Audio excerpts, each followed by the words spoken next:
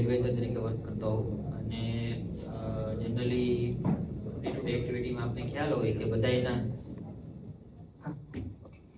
Day to day એક્ટિવિટીમાં ઘણા બધા ડૉક્ટરથી અથવા તો ડૉક્ટર દ્વારા અથવા તો કોઈ પણ એલિગેશન એવા થતા હોય કે ડૉક્ટરની બેદરકારી કોઈ પણ ઓપરેશનમાં રહેલી છે અથવા તો થયેલી છે, એના લીધે પેશન્ટનું ડેથ થયેલું છે. એવા કેસમાં જનરલી કન્ઝ્યુમર કોર્ટ અથવા તો સિવિલ અથવા તો ક્રિમિનલ નેગ્લિજન્સી ડૉક્ટર ઉપર કેસ લાગી શકે એવો. તો એમાં સારું ડિફેન્સ અને ડૉક્ટરને જનરલી ટ્રીટમેન્ટ રિલેટેડ એને વધારે પાર્ટની ખ્યાલ હોય એમને, પણ લીગલ પાર્ટ એ લોકો જનરલી એના લેક ઓફ રિવ્યુમાં આવતું હોય છે.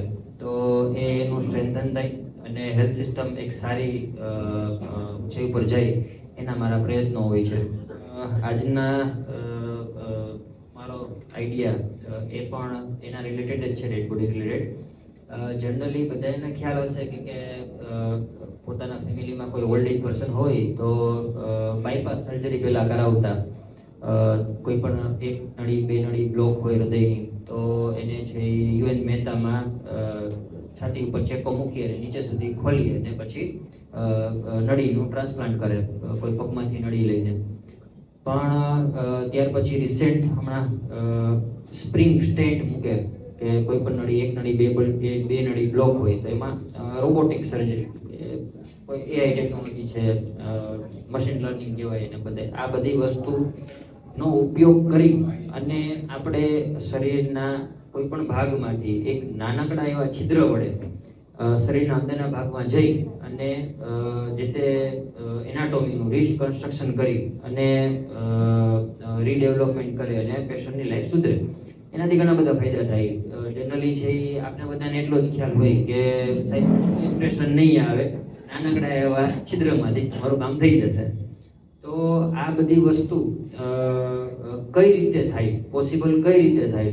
તો એના માટે જનરલી ફોરેન કન્ટ્રીમાં, યુએસમાં, યુકેમાં આ બધા રિસર્ચરો થતા હોય છે કે જે આપણે ઇન્ડિયામાં બહુ લિમિટેડ પ્રમાણમાં થાય. એક ધ વિન્ચી કરીને એક રોબોટ આવે છે, આપને કેટલાને ખ્યાલ છે આમાંથી? ધ વિન્ચી રોબોટ, 6 આર્મ, એના 6 હાથ હોય અને એ નાના નાના છિદ્ર વડે શરીરમાં જઈ અને ત્યાંથી જે તે ગાંઠ કાઢી અને જે કંઈ પણ પરફોરેશન થયેલું હોય, કોઈ પણ રોગ થયેલો હોય તો એ એમને સ્ટીચ કરી અથવા તો કોઈ ગાંઠ હોય એને રિમૂવ કરી અને તરત પાછા આવી જાય. એટલે 6 છેદમાંથી એનું કામ ઓપરેશન થઈ જાય. તો આ જ વસ્તુ આપણે આગળ બધી વાત કરી છે, મારા ભાઈઓ બધા છે એમાં ઘણાએ એઆઈનો યુઝ કીધો, ઘણાએ છે મશીન લર્નિંગ કીધો, ઘણાએ એપ્લિકેશનનો યુઝ કર્યો. એ બધું ઉપયોગ કરી જ્યારે જામનગર આપણું ટેક હબ થવા જઈ રહ્યું છે, ડેટા સેન્ટર થવા જઈ રહ્યું છે, જ્યારે આ બધા ડેટા અને જે મશીન લર્નિંગ છે, જે સર્કિટ છે, એ બધાનો ઉપયોગ કરી અને એક રોબોટ તૈયાર કરીએ. એ રોબોટનું ડેડ બોડી ઉપર પ્રયોગ કરીએ કોઈ પણ ઓપરેશન માટે અને એ સફળ થયા પછી એનો પ્રયોગ લાઈવ ઉપર કરીએ. આ મારો પ્રોજેક્ટ છે. જનરલી છે અમારો 2-3 વસ્તુ સાથે કનેક્ટ થાય. એક તો મશીન ડેવલપિંગ થાય, એક છે જૂના ડૉક્ટરો અથવા તો જે નવા ડૉક્ટર આવે છે એને ટ્રેનિંગ મળે, જૂના ડૉક્ટરોનો એક્સપિરિયન્સ મળે.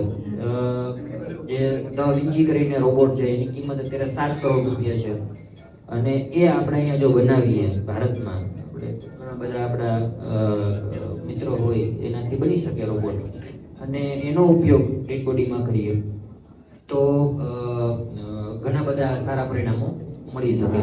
તો બસ એના માટે જ આજનો મારો વિચાર હતો. ઘણા આ પ્રોજેક્ટ ઇમ્પ્લિમેન્ટ પણ થયેલો છે અને એના સારા રિઝલ્ટ પણ છે. ઘણીવાર છે એ માઇક્રોસ્કોપિક વ્યૂ લઈ અને અંદરના ભાગમાં, ફેફસાના અંદરના ભાગમાં પણ જઈ શકાય, બ્રોન્કોસ્કોપી એને કહેવાય.